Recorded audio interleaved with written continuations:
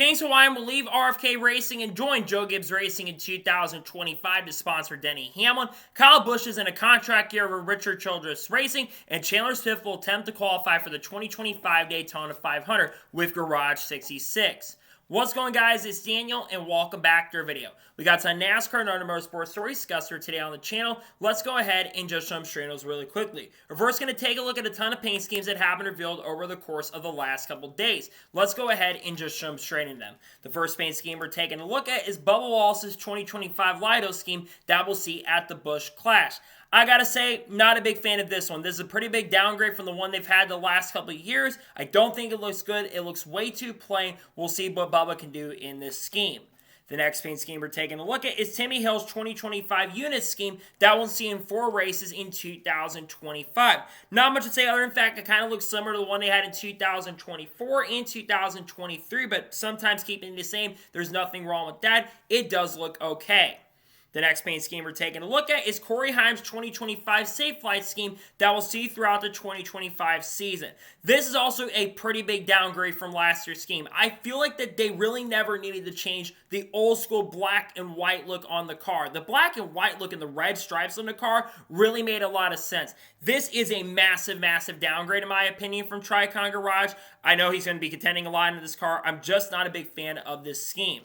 The next paint scheme we're taking a look at is Christopher Bell's 2025 Mobile 1 scheme that we'll see in a ton of races in 2025. This looks absolutely amazing. Joe Gibbs Racing stepped up to the plate. They did a really good job utilizing the sponsorship on the car. This looks amazing. The Pegasus looks good. Looking forward to seeing on the racetrack this year. And the final paint scheme we're taking a look at is Riley Herbst's 2025 Monster Energy Zero Sugar scheme that we'll see in a ton of races in 2025. I like this scheme quite a bit, to be honest. It does look really, really good. I think they knocked this one out of the park, and I think they did a pretty good job over at 2311 Racing. And now we're going to jump on to the next story of today's episode as we're talking about the Happy Harvick podcast. As it was confirmed a couple days ago, the Happy Harvick podcast will be returning on January 28th. January 28th, I believe, is the first Tuesday of the upcoming week. Of course, Season 2 will kick off on January 28th. Now, the Happy Harvick podcast debuted in 2024, and I tuned in quite a few episodes of the Happy Harvick podcast. Nothing's changing with the cast on it. It will be Kevin Harvick, Mamba Smith, and Caitlin Vinci once again. I think they all did a really solid job, all things considered. I think it's cool to see they're all working together once again. Again, I thought the podcast was very, very entertaining. Pretty fun to watch overall as well. And again, really awesome and glad to see that the Happy Harvick podcast will come back in 2025. We're going to talk about Fox Sports lineup for 2025 in the next episode coming up. But pretty cool to see the Happy Harvick podcast will be making a comeback in 2025. And now we're going to jump on to the next story of today's episode as we're talking about Spire Motorsports. As it was announced Wednesday morning, that Spire Motorsports officially has a new logo for 2025. I think they've had a black asterisk on the back of their logo over the course of the last couple of years, and now they're changing it to a yellow asterisk as they're looking to go up and continue improving as an organization. I really like this logo. Spire Motorsports completely knocked this one out of the park. It looks very, very simplistic. This team's on the up and up right now. You think about the fact they've got Carson Osabar again, Michael McDowell, and Justin Haley. Rodney Childers is coming into the program, and I think on the up and up, they're looking to get better. They're looking to get a lot stronger. I think with this logo, it's really going to help with that in a pretty massive and major way. So this is really exciting stuff nonetheless. Really cool to see that Spire Motorsports will have a new logo for the year. It does look really, really good. And now we're going to jump on to the next story of today's episode as we're talking about Baltazar Luguzaman. As it was announced yesterday afternoon that Baltazar Luguzaman will be driving the 35 for Joey Gase Motorsports at Circuit of the Americas in the 3rd race of the year. He'll be attempting to become the first Argentinian driver to qualify into a NASCAR Xfinity Series event. Now, Baltazar has been competing in stock cars, I believe, in Brazil and also in Argentina, in touring car races in Argentina. A couple years ago, he attempted to qualify to make the Xfinity Series race with My Carmen Racing. This is going to be a decent chance and opportunity, but I will say this is not the fastest organization in the world. This team is looking to make improvements in 2025, don't get me wrong. I'm just not sure of how big the caliber of the competition is going to be because you got like the Junior Motorsports number 9 car coming in with Ross Chastain and Shane Van Gisbergen part of the year. I do worry that this car may struggle making the field, but I think Balthazar does have some talent, and I do think he does have a little bit of potential as well. So we'll see what it can do in this event, and we'll see if Balthazar has the opportunity and the chance. We'll see what it can do with Joey Gase Motorsports at Circuit of the Americas. And now we're going ahead, jump on to the next story of today's episode as we're talking about Bowman Gray. As a couple of nights ago, Chris Weaver, who's a pretty big industry reporter for news companies and stuff, basically put out a tweet and actually showed the new lighting system that has gone up at Bowman Gray Stadium. We've talked about Bowman Gray on this channel because remember, the clash at Bowman Gray Stadium, the Cookout Clash, is going to be taking place next week, about a week from now. And they've been already working getting the track ready to go. The safer barriers are up, and there's a lot of things that they have done, including adding catch fencing, and now the lighting system is ready to go. I gotta say, the lighting system that they're using, the Musco lighting system they have, is a really, really good lighting system. A lot of big companies use it, and NASCAR has used the Musco lighting system at many other tracks in NASCAR. So, really exciting stuff that they're bringing this lighting system in. I think it looks really, really good, and I think they knocked this one out of the park with the lighting system that they have for this year at Bowman Gray Stadium. And now we're going ahead and jump on to the next story of today's episode as we're talking about Daniel Hemric. As it was announced yesterday afternoon, Daniel Hemric will be running the ARCA West race at Kern County Raceway tomorrow evening. He will drive the number 19 car for them for McAnally Hilgeman Racing. Remember, Daniel Hemric will join up full-time in the NASCAR Craftsman Truck Series with McAnally Hilgeman Racing, replacing Christian Eckes, who moves up to the NASCAR Xfinity Series to drive for Colleague Racing. Hemric has got to absolutely be the favorite going in this event, though guys like Trevor Huddleston are going to be competing. I also believe Tyler Reif is also going to be competing in this event as well. Hemric, though, has to be the favorite. McAnally Hilgeman Racing, very strong organization in ARCA West competition. They did struggle a little bit this past year with Jack Wood and their other driver they had this year. They just didn't have the overall pace and speed to be consistently up front. But I do think that Hemric has a solid shot and opportunity to go out there and win. He's going to be the guy that I think everyone's going to be watching in the event, but also a lot of people are going to be focusing on watching the Rolex 24. So this race, unfortunately, probably is going to get overshadowed by the race that's happening at Daytona with the Rolex 24. Still, glad to see that Hemric's going to have the opportunity to make a start at Kern County. It's going to be the first time in a long time he's raced in ARCA West or ARCA competition as a whole. We'll see what he can do with the team when we go there this weekend at Kern County. And now we're going ahead and jump on to the next story of today's episode as we're talking about Ryan Burley. As it was announced yesterday afternoon that Ryan Burley will join Freedom Racing Enterprises for 3 races in the NASCAR Craftsman Truck Series in 2025, driving a number 67. This team, of course, is owned by Spencer Boyd, who will, of course, be full-time in the number 76 truck once again in 2025, with Mike Hillman Jr. being the crew chief after he left Nice Motorsports near the end of the season. Ryan Burley will compete full-time for Maples Racing and ARCA this year, and I will say he had some okay runs with Maples with the organizations that he did end up driving for, but I don't think he's someone that I think coming into this ride is going to be very successful. I think Ryan does have some potential, and he's shown it in ARCA, but he's also never been in top-level equipment. And looking at the equipment that he's going in, Freedom Racing Enterprises, while throughout the year they actually showed a lot of improvement. We saw a little more speed out of Spencer Boyd as the year progressed and went on, but realistically, I don't see Ryan Burley going into this year and being a major threat in serious contender. I think it's going to take some time for this team to continue building up the program, and Ryan, again, I think he's got opportunities for maybe some top 30s by the end of the year in the few races that he does run. Again, he'll run full-time ARCA. I'd look for him to finish top 10 in the points this upcoming year, but it's an interesting opportunity nonetheless. We'll see what he can do with Freedom Racing Enterprises headed into 2025. We'll see how it ends up going for the 2025 season. And now we're going ahead and jump on to the next story of today's episode as we're talking about the FIA. As you've probably been seeing this all across social media over the course of the last couple days, but it's been reported by companies like The Race and many other Formula One outlets that there could be some penalties coming from the FIA for swearing. There could be potential possibilities of race bans for criticizing the FIA and also potential of money penalties and other stuff as well. This is coming off the top of what happened with Max Verstappen, where Max Verstappen was basically forced to do some sort of community service with the FIA for swearing on the radio. When I saw this, I was absolutely flabbergasted. Look, I cover NASCAR most of the time, and NASCAR has some really stupid decisions that they make from time to time. But this takes the cake as one of the dumbest decisions I have seen a racing entity and a racing body ever do. You're telling me that because you may accidentally swear once or twice on the radio, you're telling me that you're potentially going to have a race ban coming into play and money being taken and fines? Are you serious, FIA? So you're telling me that there's this possibility that a driver like that is competing for a championship could end up missing a race because they swear on the radio. That is absolutely diabolical and absolute nonsense from the FIA. And Mohammed bin Suleiman and the FIA wonder why fans of this series don't take them seriously, because people want him gone. They think he's a joke. He's been doing a lot of stupid things, and he really has not done a great job running the FIA.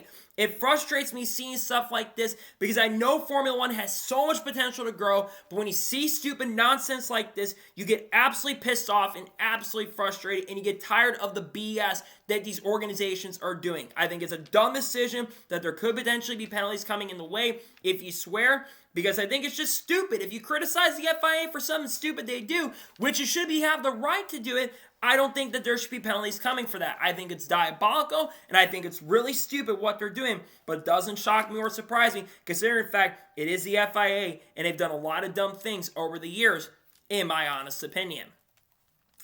And now we're going to jump on to the next story of today's episode, as we're talking about merchandise sales from 2024. Now, yesterday, Adam Stern put out a tweet talking about the top 15 sales for merchandise in 2024. Shockingly, or really not shocking, Chase Elliott was number one once again in 2024. Second place was actually the NASCAR brand. In third place, you had Kyle Larson. Number 4 was Ross Chastain. Number 5 was Kyle Busch. Number 6, I believe I saw, was Ryan Blaney. I believe Martin Truex Jr. was 7th or 8th. Brad Keselowski made the list. I think I saw Bubba Wallace's name mentioned as well. Daniel Suarez is also mentioned on the list. And there were a couple other big names that were mentioned, like William Byron, Alex Bowman as well. For me, Chase Elliott being number 1, not shocking or surprising, right? Chase Elliott is still the most popular driver technically, even though people have said at the racetrack like Breakard that basically they're starting to see more Kyle Larson merch out there from his dirt racing and background and all that stuff. Larson being in the top 2, Larson's got one of the biggest fan bases out there. I'd argue Larson is almost at this point more popular than Chase Elliott when you go across all the racing board. In NASCAR, though, Chase Elliott is still the most popular, but Kyle Busch being top 5, pretty interesting. A few years ago, that probably wouldn't have been the case, but Kyle Busch also has a very big fan base that has been supporting him for a very, very long time. And I think that it's interesting when you see some of these sales that do end up coming out, because you kind of find out some very interesting things on where everybody ends up truly ranking. So interesting stuff nonetheless for sure, and kind of wild to see that the merchandise sales have come out for 2024. They did not include Dale Sr., Jeff Gordon, Dale Jr. merchandise. We know that the die-cast for Dale Jr. was one of the top selling die-cast with the Budweiser stuff coming back. It's interesting, though, with some of the sponsorship stuff that was revealed for 2024 at the end of the year. And now we're going ahead and jump on to the next story of today's episode, as we're talking about Garrett Smithley. As Steven Taranto from CBS Sports, who does a lot of coverage for NASCAR, recently had an interview with Garrett Smithley. And Garrett Smithley did reveal some interesting information in regards to his plans over the course of the next couple of years. He is hoping for 2025 to run around 5 to 7 NASCAR Cup Series race, along with going full-time with SS Greenlight Racing in the number 14 car. He will, of course, drive for Garage 66 at the Clash at Bowman Gray Stadium for the Cookout Clash. He's hoping that does 5 or 7 races. If it does go well enough, that it could lead to him potentially running a majority of races with the Garage 66 entry in 2026. Garrett Smithley, I believe, is around 32 or 33 years old, so he's starting to get up there a little bit in age, though he's about to reach his prime. But Garrett Smithley is someone that I feel like a lot of people don't talk about as being a really, really great driver. I think Garrett Smithley is an okay driver at best, but he does a lot of really good things, and sponsors really, really like him, and he works very hard as well. And MBM Motorsports, or Garage 66, I should say, are massive, massive fans of Garrett. They really like what he's doing, and they like the things and the potential that he has shown over the years, which is one of the reasons why he's gotten these opportunities with really, really good teams. I really hope he can, though, improve down the road and just start showing some stuff. I think it's going to be a little bit of struggle for him when we go to the Clash because they're not going to be getting the Roush power that they're going to be getting at Daytona with front row help as well. Again, I hope Garrett Smithley can have the pace and speed to be up front. We'll see what he can do, and we'll see if he can run really, really well with the Garage 66 entry when we do get to the Clash in about a week or so from now. We'll see how he ends up doing. And now we're going to jump on to the next story of today's episode as we're talking about Mason Massey. As it was announced yesterday morning that Mason Massey will drive the 45 for Alpha Prime Racing for 11 races in 2025. Earlier this week, it was announced that Brad Perez will make at least 4 starts in that number 45 car, and we know Cesar Baccarella is going to make 1 start at Daytona International Speedway. So we know about 16 of the 33 races that have been confirmed. The 45 car, as reported by Dustin Albino, will run every single race in 2025. As for Mason Massey, this is going to be the best opportunity he's probably had in his NASCAR racing career. Mason Massey has driven for teams like Young's Motorsports over the course of the last couple years and drove for BJ McLeod Motorsports, I believe, a couple years ago as well. And Mason's kind of an underrated driver. I think this is going to be a really interesting opportunity because you look at Alpha Prime Racing going into this year. They're expected to get a lot of support from ECR because of the connection that they have with Parker Reslab, who of course is going to drive the 4 car for Alpha Prime Racing in 2025. So what are the expectations for Mason in these select starts? Well, I think the goal should be to at least get a couple top 20s and be consistently inside of the top 30. The field's a little bit less competitive with a couple big names like Shane Van Gisbergen, Riley Herbst, and Cole Custer, and AJ Allmendinger moving up the Cup next year. We've got big names like Connor Zillage, Carson Quaffle, Sheldon Creed, Sam Mayer sticking around. You've got other big names, though, leaving like Chandler Smith, who won't be in the series, Taylor Grace coming in, William Sawalch, and you've got a lot of other big names that are coming in this year. So I really hope Mason can have some solid speed. I do think that Alpha Prime is going to be a better organization, and I think all around this could be a career year for the team. We'll see what Mason can do. It's a great opportunity for Mason. It's a pretty competitive team, all things considered, and I think that Mason has a really good opportunity and a strong chance to run up front. We'll see what he can do with Alpha Prime Racing in the 11 races that he does get to end up running in the 2025 NASCAR Xfinity season. And now we're going to jump on to the next story of today's episode as we're talking about Denver. As it was reported by Adam Stern yesterday, the IndyCar is in talks to form a race in Denver in 2027, with them just beginning the talks currently at the moment. However, those talks are expected to heat up very, very soon, and it's very likely a race will be happening in Denver, another street race in 2027.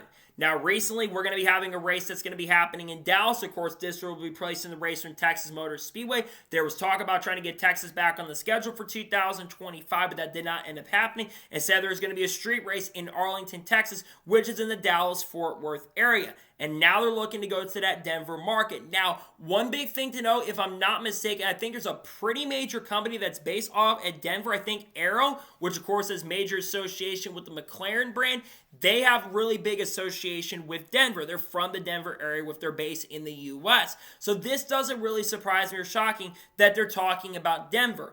But I really hope going forward with IndyCar, we can stop just adding a bunch of street course races. And if you're going to have a street course race, if you're going to add another one, you need to make it feel unique. You can't do some of the things you've been doing. It can't just feel like another race. The event has to actually feel like a big, big event. Say what you want to say about Formula One, but they make their street races like big, big events. Look at Las Vegas, for instance. They turn it into a big spectacle. And I'm not saying you have to go to the lengths of Formula One, but you've got to be able to, in a sense, grow your sport and grow it. And of course, we got to go into Fox, and Fox has been doing a solid job trying to grow the product and basically help it grow and get people to tune in. But I just do worry a little bit that we keep adding street races. We're going the opposite direction of what fans want. Fans want ovals. The end of the year with the oval race at Nashville and Milwaukee were really entertaining and really good. And I do worry that if we continue, like I said, adding a bunch of street races on the schedule for IndyCar, I do worry that fans are going to get very, very tired of it very, very quickly. I'm intrigued about it. I hope the racetrack and the race layout they end up doing is seriously good, but I do worry that whatever layout they end up doing, fans are going to be frustrated and mad. I just want them to stop adding street races and go into different markets. There's Pikes Peak literally not that far away from Denver. That would make a lot more sense, plus Arrow's really close to there, so it would make a lot more sense to go there in my opinion, but I don't think they're going to do that. I think they're going to do whatever they want to do do, and it's fine and understandable, but I think at some point you just got to stop trying to do something that doesn't really work, and you need to find a way to do something that actually works for your series, which is the oval racing the IndyCar has currently at the moment. And now we're going ahead and jump on to the next story of today's episode as we're talking about some sponsor updates for 2025. Now, over the course of the last couple weeks, we've been talking about a ton of sponsor changes heading into 2025. We talked about Rebel Bourbon sticking around with Richard Childress Racing and Kyle Busch for the year. We talked about some other big companies like King's Hawaiian, who we're going to talk about here in just a short little bit, and Amazon Prime working with Chase Elliott in 2025, though we do know that Mavis Tire and FedEx are not going to be sticking around with Joe Gibbs Racing and Denny Hamlin this upcoming year. But it looks like there's a couple new big companies that are going to be working with one organization, and that is Front Row Motorsports. According to the patch thing in the fire suit that came out recently for Todd Gillen, it looks like two big companies are expected to work with Front Row this year. The two big companies are Sunny D and Aaron's. Now, Sunny D has had a pretty big association with Ricky Stenhouse Jr., but Sunny D is also a former Stewart-Haas Racing sponsor that sponsored Kevin Harvick and also sponsored Josh Berry in select races. And remember, some of those big sponsors from Stewart-Haas Racing are falling over to sponsor guys like Noah Gragson this upcoming year. Remember, Noah Gragson is bringing over potentially Bassro shops. We are expecting the Bassro is going to follow Noah Gragson over there this upcoming year. And we also do know, I think, Zepp is coming over from SHR. So seeing Sunny D join up is not shocking. The big one is Aaron's. Aaron's has not been in NASCAR in quite some time. I think since maybe the mid-2010s, I'm pretty sure, when they were with Michael Waltrip Racing for a very long time. So seeing Aaron's and Sunny D join up with Front Row is absolutely huge, and good to see two pretty major brands sticking around in NASCAR, because there's been kind of some questions out there about Mahindra too. There's been rumors that Mahindra could work with Noah Gragson in 2025. However, it's unknown if that is truly going to happen at this point. I think a lot of fans would love to see Mahindra stick around with Front Row because, like I've already mentioned, we are expecting a lot of those brands that do associate with SHR to go over to Front Row Motorsports in 2025. We'll continue to follow the story as more sponsorships do get announced for 2025 with all these teams and brands. Again, though, it's pretty cool that it looks like Sunny D and Aaron's are going to stick around and be with Front Row Motorsports in the 2025 NASCAR Cup season. Glad to see they're going to be working with them once again in 2025. And now we're going to go ahead and jump on to the next story of today's episode as we're talking about Pato O'Ward. As there's been some talk in recent months about the potential possibility of Pato O'Ward trying to enter the NASCAR Xfinity Series race at Mexico City after it was basically confirmed he would not be running the NASCAR Cup race at Mexico City. Well, Pato O'Ward spoke to Bob Pockers very recently during IndyCar production days about 2 weeks ago, and he confirmed that he is not expected to do the NASCAR Xfinity Series race at Mexico City. He says talks have not continued to uptick in recent weeks, and it feels like the talks of him entering the race have quieted down. Again, there was talk about Pato O'Ward potentially entering the NASCAR Cup Series event, but here's the big problem. IndyCar is also going to be competing on that same weekend as well, and this is also during Le Mans 24-hour weekend as well for 2025.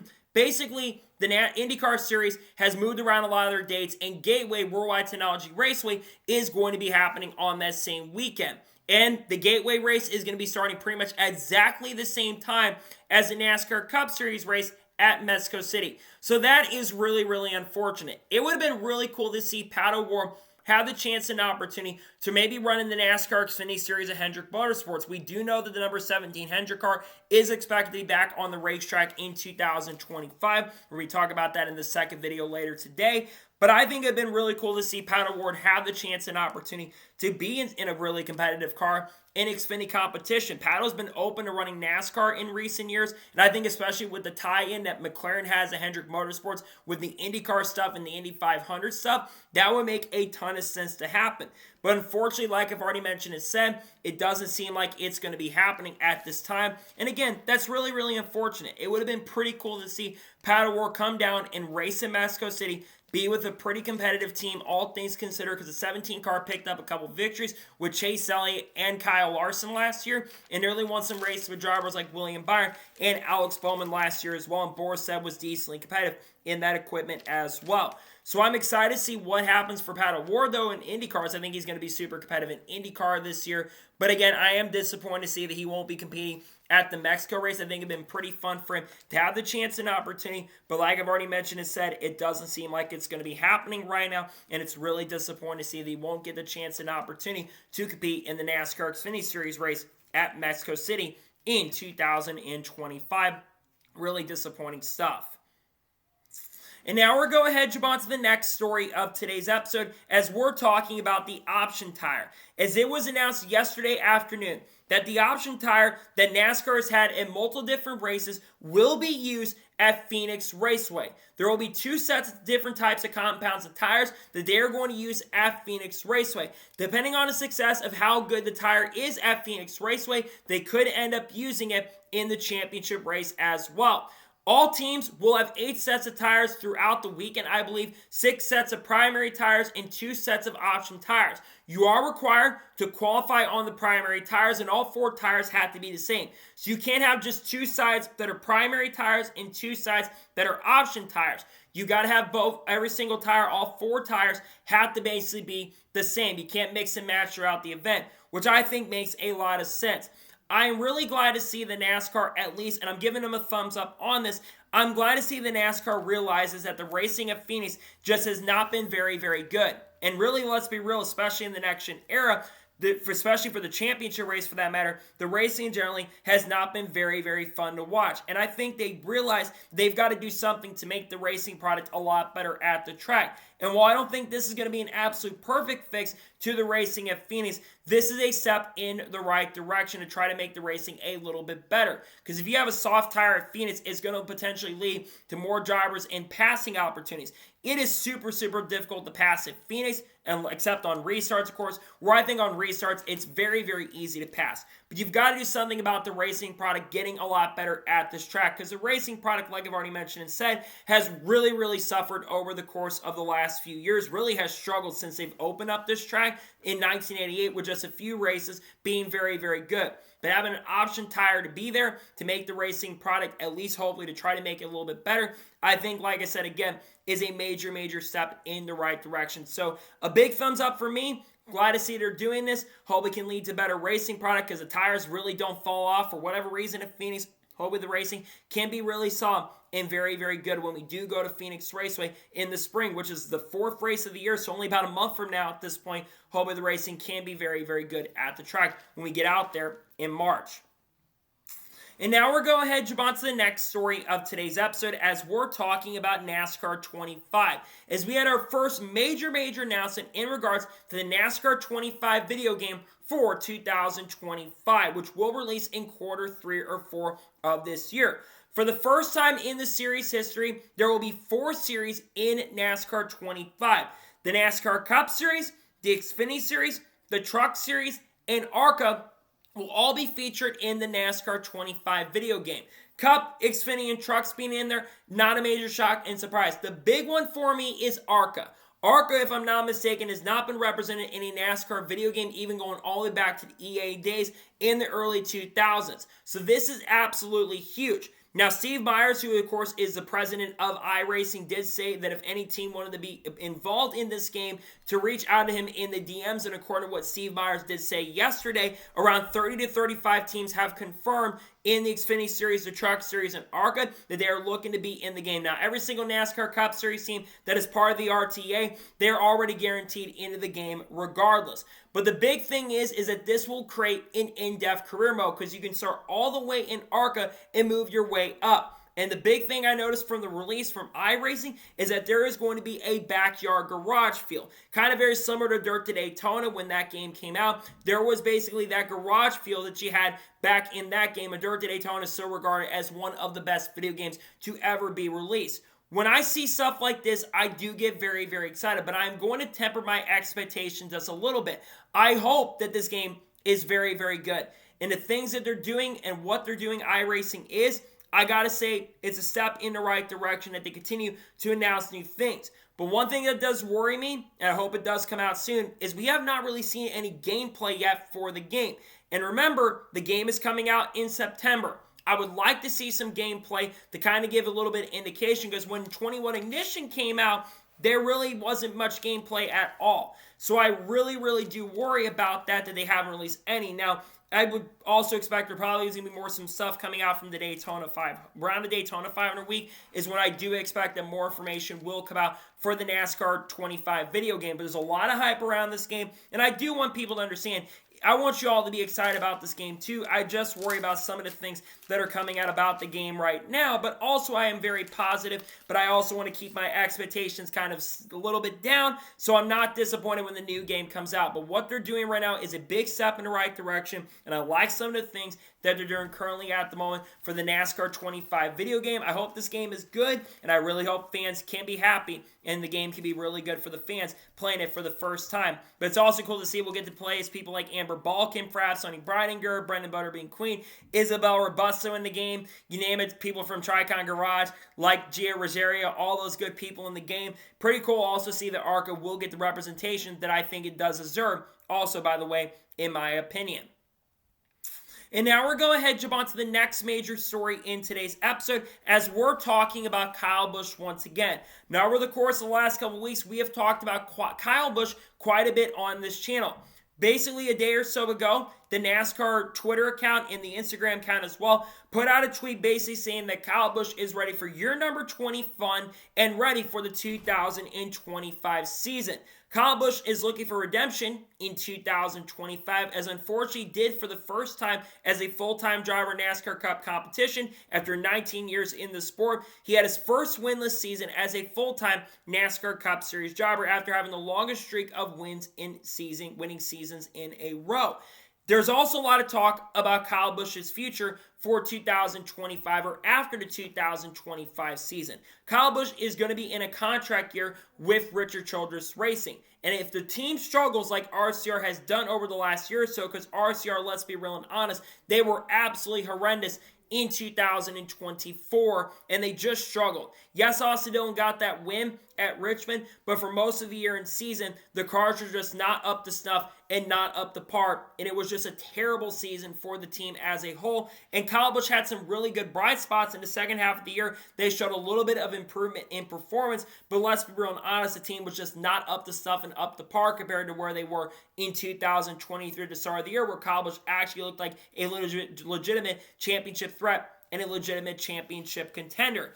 I think if RCR struggles in 2025 a lot of the year, I think it's very realistic that Kyle Busch will not be back at the team in 2026. Now, let's say the team does improve drastically. I could see Kyle Busch coming back, but I think that's the only way that Kyle Busch is going to stick around with the program. So let's say that Kyle Busch does have a bad season and there's a lot of rides open. What rides could he go to? Maybe he ends up going to a team like Joe Gibbs Racing again, going back there. If I'm not mistaken, I've heard Denny Hamlin is in a contract year with Joe Gibbs Racing. I could be wrong on that. We know Denny will have a new sponsor for the season, but Denny Hamlin's lost some big sponsors like Mavis Tire and FedEx going into this season.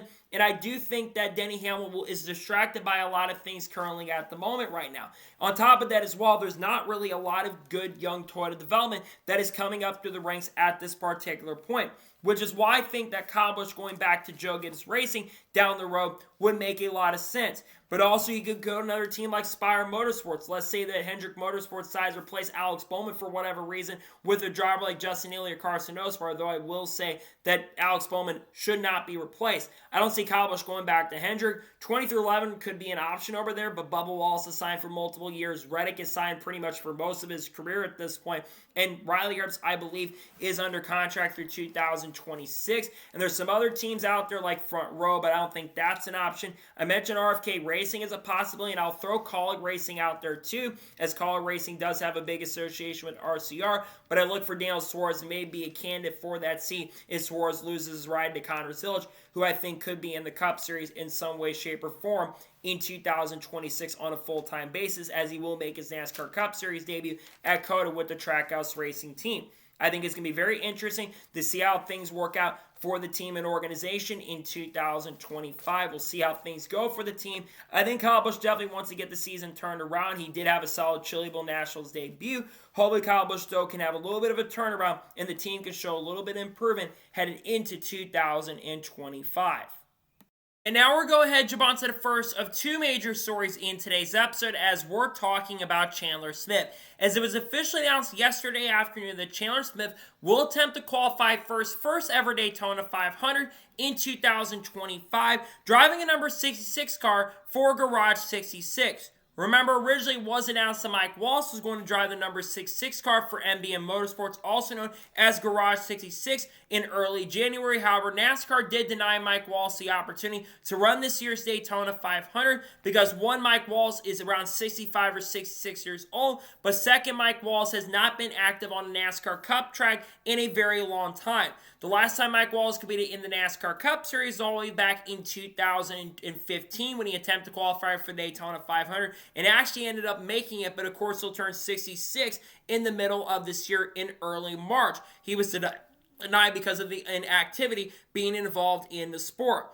I think Chandler Smith is a really good backup plan. His name, from what I had heard a couple weeks ago, he was the front runner to be behind the wheel of the number 66 for Garage 66. Now, Chandler Smith, in my opinion, is a very underrated super speedway racer. He ran quite well when he ran in the NASCAR Craftsman Truck Series. He actually did pretty well in the 25 truck, where he finished inside of the top 5, basically taking over from Matt DiBenedetto, who lost his ride near the end of the season with that program.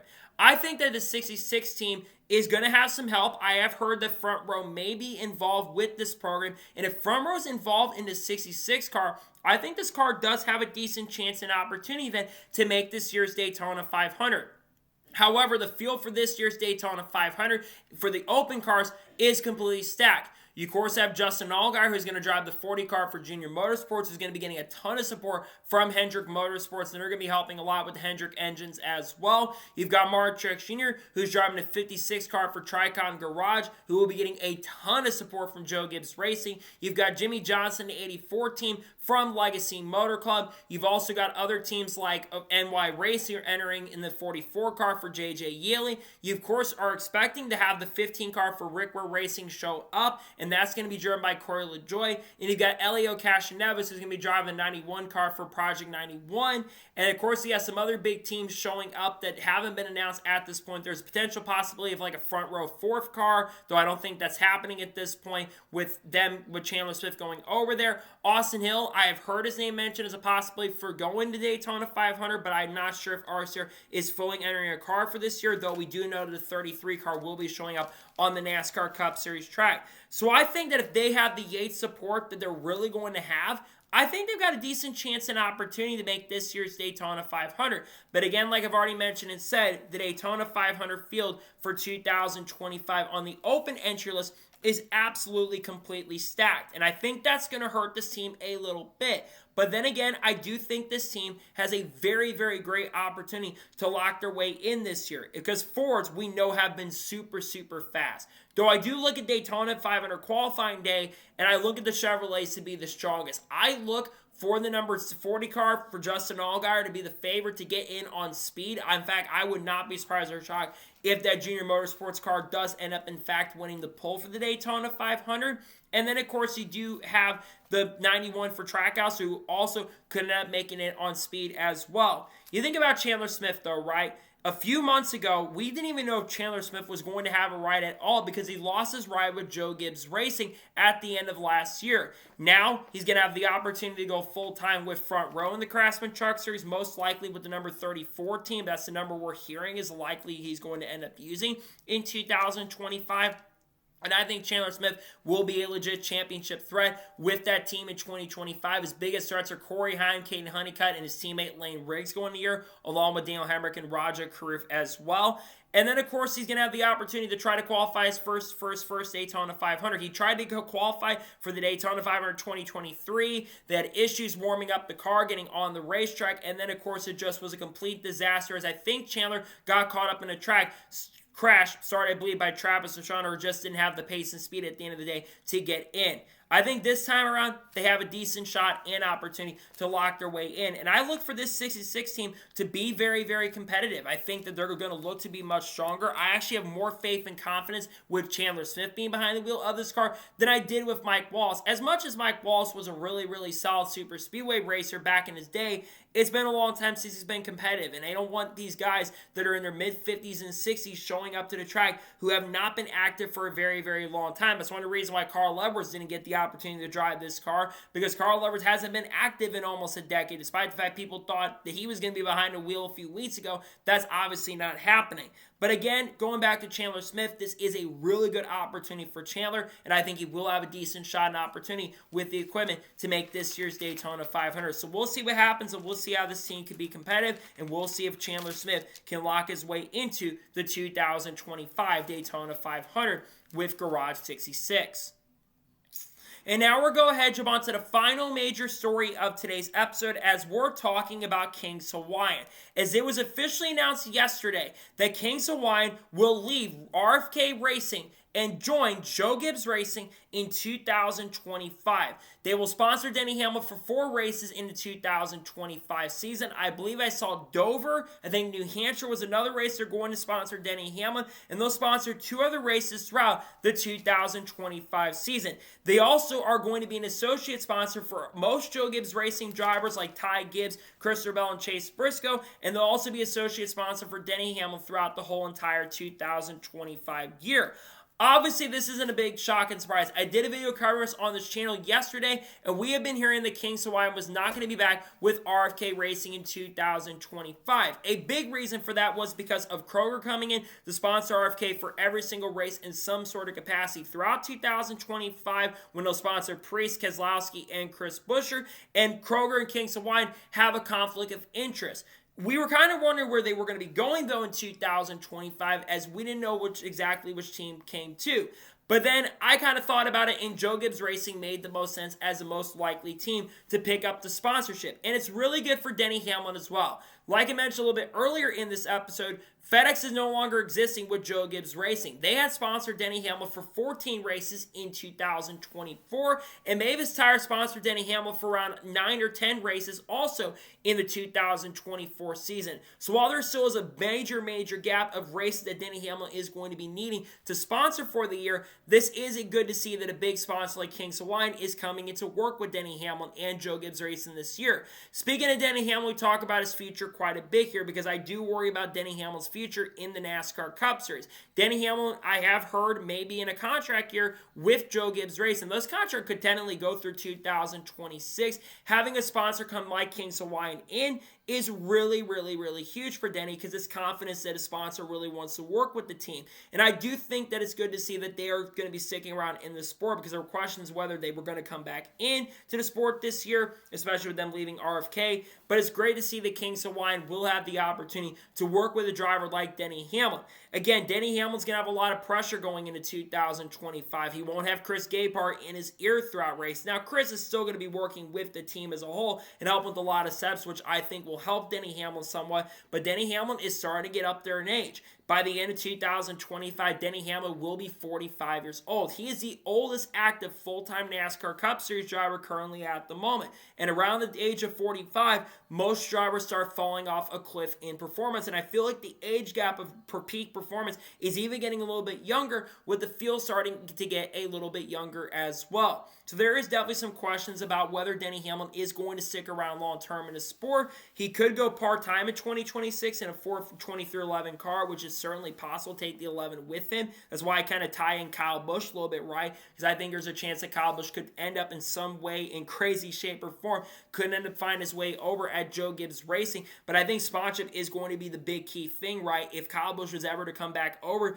to Joe Gibbs Racing, he would have to have a pretty big and massive sponsor that would be willing to work with him. And I'm not quite sure if that's fully going to happen at this point. A big sponsor follows Kyle's over, because you look at Kyle Busch's sponsorship model, he's also lost sponsors too, because 3Chi and Zone are no longer listed on the RCR website, and they were not on Kyle Busch's fire suit during production day this week. So I think that, and of course Denny Hamlin too, going back to him, that 2311's lost a couple big sponsors with the lawsuit going on. Moneyline and Dr. Pepper. no longer existing with 2311, at least at this particular moment, though things could truly change. But having a company, like I said, with Kings Hawaiian coming in, especially all the pressure coming in, they're still going to have to probably try to find a way to have some of those sponsors work with Denny Hamlin for the year. Interstate Batteries, I do expect to step up their game this year to work with Denny Hamlin away. And Sports Clips, which will sponsor Denny Hamlin, I believe, for the Clash next week, I do expect that company to also work very closely with Denny in quite a few races. Sports Clips has had a really and a great working relationship with Denny Hamlin over the years. So I'm very happy to see this nonetheless, that we're going to see a company like Kings Hawaiian come in. They left RFK. They will join up with Hamlin this year. And again, I think it's a great thing for Joe Gibbs Racing to have a big brand like Kings Hawaiian come in and stick around in NASCAR. They have not revealed the paint scheme currently at the moment, but I do think it won't be long before they do end up eventually releasing the official paint scheme for the car that they're going to run, because they're running the car early in the year, I'm pretty sure. So they're going to have to release the paint scheme here in the not so distant future. But once again, a good thing to see that Kings Hawaiian stepping in. Granted, Denny Hamlin still is going to be looking for some sponsorship headed into the 2025 NASCAR Cup year, but I'm glad to see that this team will have sponsorship for the remainder of the year. Well, not for the remainder. They're still looking for a lot of sponsorship for the season, but good to see nonetheless that Kings Hawaiian will be stepping up their game and sponsoring Joe Gibbs Racing and Denny Hamlin 2025. Is it possible they could sponsor other drivers like an Xfinity and Cup in their team like Christopher Chase Briscoe and Ty Gibbs? That's certainly possible, but I'm not sure if that's going to happen at this point. But again, great to see nonetheless that Kings Hawaiian will step up their sponsorship and work with Denny Hamlin, Christopher Bell, and the team in 2025. So, that is going to be today's long NASCAR news and motorsports news episode. I want to thank you guys for watching. Please subscribe to the channel, notifications on, so if I win a video, it does go live on my channel. Follow me on Twitter, Facebook, and Instagram, and support me on Patreon as well. Let's go involved with that and comment your thoughts below on today's episode. What thoughts about Kings Hawaiian coming in to work with Denny Hamlin and Joe Gibbs? Let me know your thoughts in the comments below. And what thoughts about Chandler Smith entering the Daytona 500 with Garage 66? Let me know it in the comments below. In a couple hours from now, there's going to be the second NASCAR news video discussing news that will happen on Thursday. If there's any other major news that does break throughout the next couple days, we'll discuss here live on the channel. We're going to have a sponsor silly season update on Saturday. We'll be talking about people like Haley Dean, Carl Edwards, Kurt Busch, Shane Van Gisbergen, Connor Zillich, Junior Motorsports, Carson Quaffle, Sam Mayer, Alex Bowman, Kyle Larson, Chase Elliott, all that good stuff.